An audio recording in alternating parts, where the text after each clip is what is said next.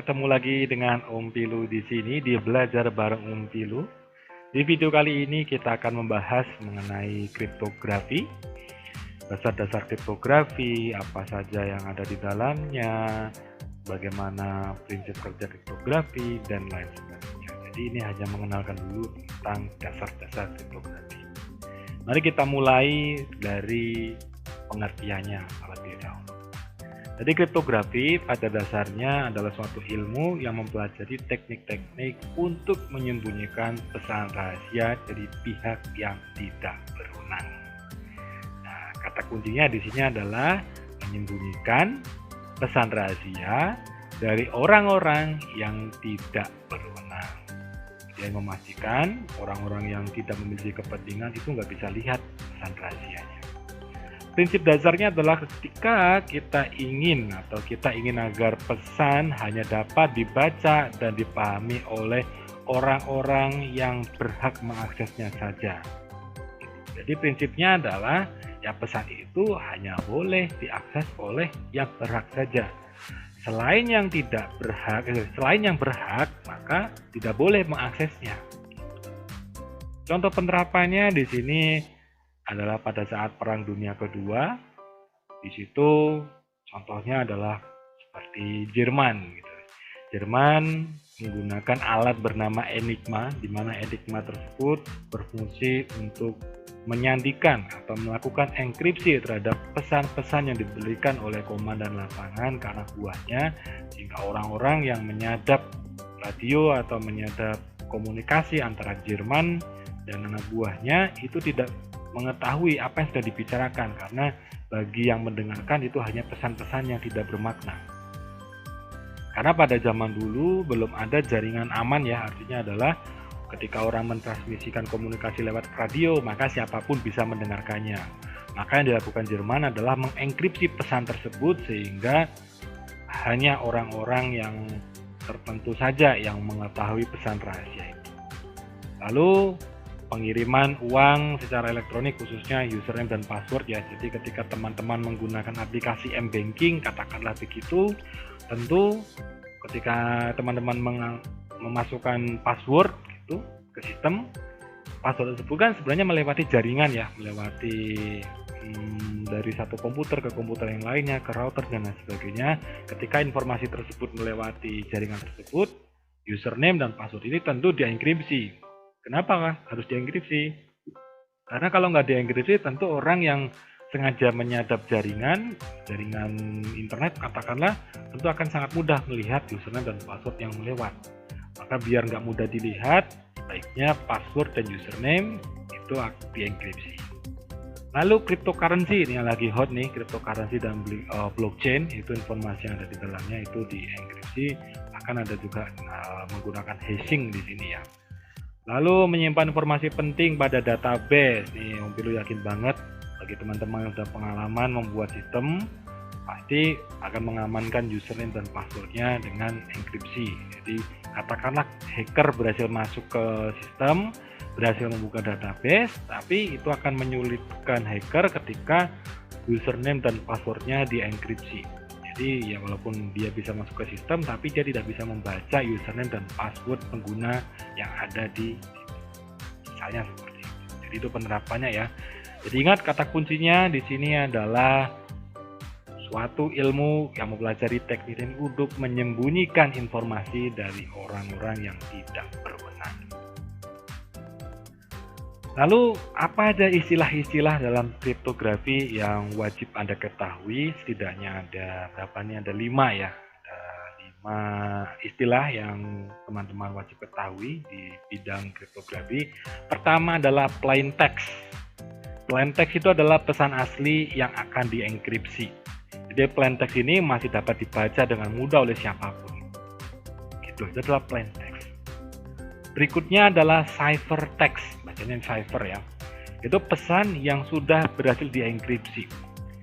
Ini sangat sulit sekali dibaca oleh katakanlah oleh manusia. Walaupun bisa dibaca, tetapi manusia itu tidak dapat dengan mudah memahami isi dari teks tersebut. Jadi terkesan kayak huruf acak saja, tidak bermakna. Padahal di dalamnya ada informasi yang bermakna. Jadi ciphertext itu merupakan hasil enkripsi dari plain text. Berikutnya ada enkripsi. Enkripsi adalah proses pengkodean terhadap pesan, sehingga pesan itu hanya dapat dibaca dan dipahami oleh pihak-pihak yang berwenang saja. Enkripsi. Enkripsi ini sederhananya adalah mengubah plain text menjadi ciphertext. Itu adalah enkripsi. Lalu dekripsi. Dekripsi adalah proses pengkodean ciphertext menjadi plain text. Kebalikannya dari enkripsi. Jadi cipher ke plain text. Dari yang acak ke yang bisa dibaca. Itu adalah dekripsi. Lalu ada kunci. Kunci atau mungkin private key atau secret key harusnya, kunci rahasia. Itu suatu karakter atau serangkaian karakter yang dibutuhkan oleh enkripsi dan dekripsi. Analoginya kunci ini semacam kunci pada gembok. Kalau gembok itu digunakan untuk mengamankan peti gitu, maka orang tidak akan bisa membaca isi dari peti kalau nggak punya kuncinya. Nah, ini yang membedakan antara hashing dan kriptografi, teman-teman. Jadi kalau kriptografi atau enkripsi dan dekripsi itu pasti membutuhkan kunci rahasia atau secret key. Tapi hashing itu tidak butuh itu. Itu yang perbedaan yang paling menonjol pertama. Jadi kriptografi pasti membutuhkan kunci. Nah, jadi ada plain text, itu pesan asli. Ciphertext adalah pesan yang sudah dienkripsi. Lalu enkripsi adalah proses pengubahan dari plain text ke ciphertext, dan dekripsi sebaliknya dari ciphertext ke plain text, dan kunci adalah serangkaian karakter yang digunakan dalam proses enkripsi dan dekripsi. Itu adalah 5 istilah yang wajib Anda ketahui, yang teman-teman ketahui, walaupun masih ada beberapa istilah-istilah yang lain yang juga sebaiknya diketahui. Tapi setidaknya 5 istilah-istilah yang wajib sekali untuk diketahui. Nah, bagaimana kriptografi atau enkripsi bekerja nih? Jadi kriptografi sebenarnya hanya fungsi matematika sederhana. Jadi sebenarnya enkripsi, dekripsi itu ya cuma bermain-main dengan rumus-rumus matematika. Jadi bagi teman-teman yang mungkin kurang suka dengan matematika tapi ingin belajar kriptografi, maka belajarlah, mencobalah untuk belajar mencintai matematika. Di sini Om Pilu sudah sediakan ada enkripsi dan dekripsi. Sebelah kiri enkripsi yaitu mengubah plain text menjadi ciphertext, dan ingat dia butuh kunci. Di sini Om Pilu tuliskan bahwa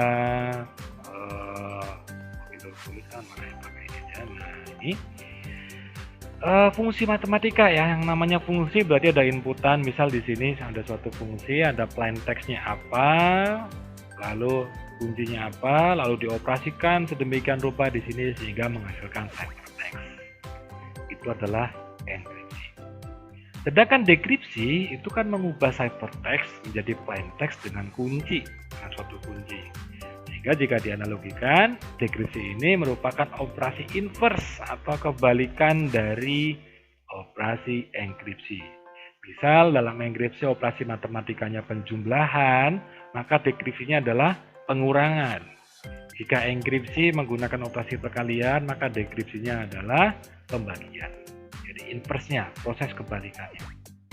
Nah, sederhananya sih seperti itu, teman-teman. Jadi proses enkripsi dan dekripsi ya gitu. Jadi persamaan, bukan persamaan ya, tapi fungsi matematika.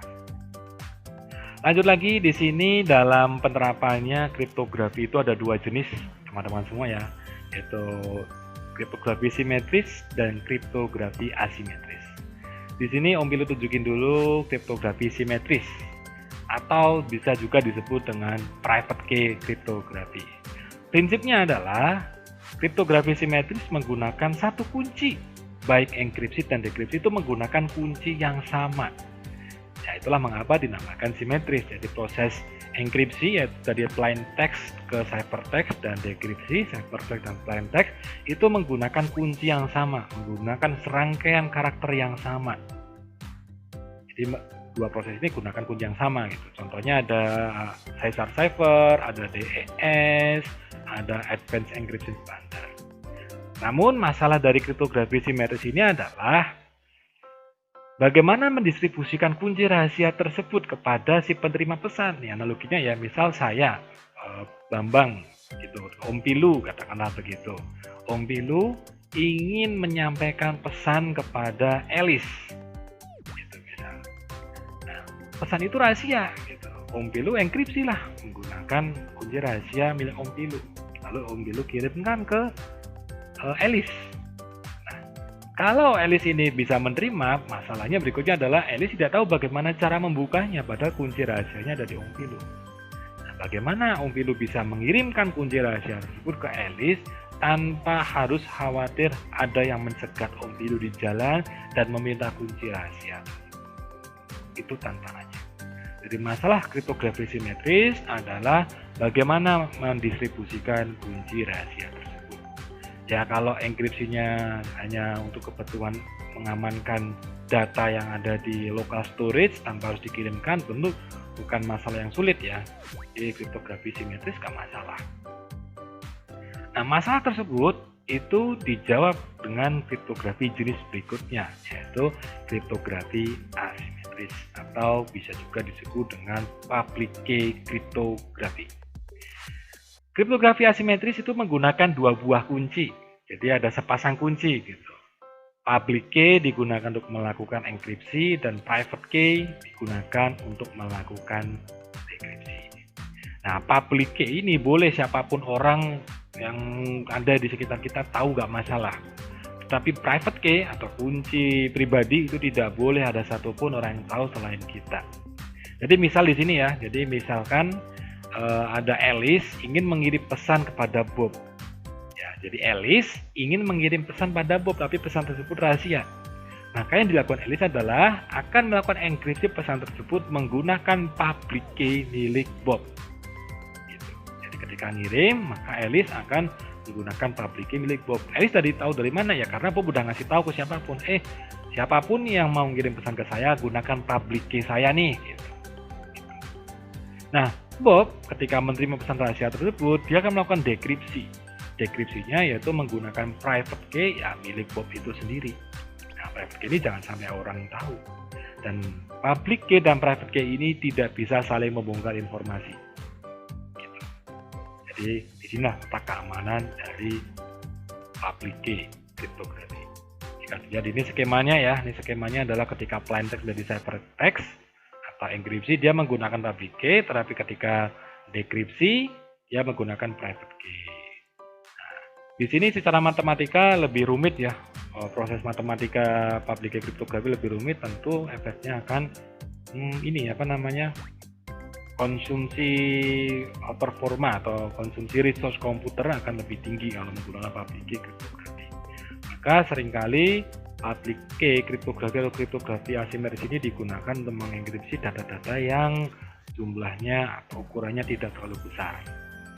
Ada RSA, ada elliptic curve kriptografi dan lain sebagainya.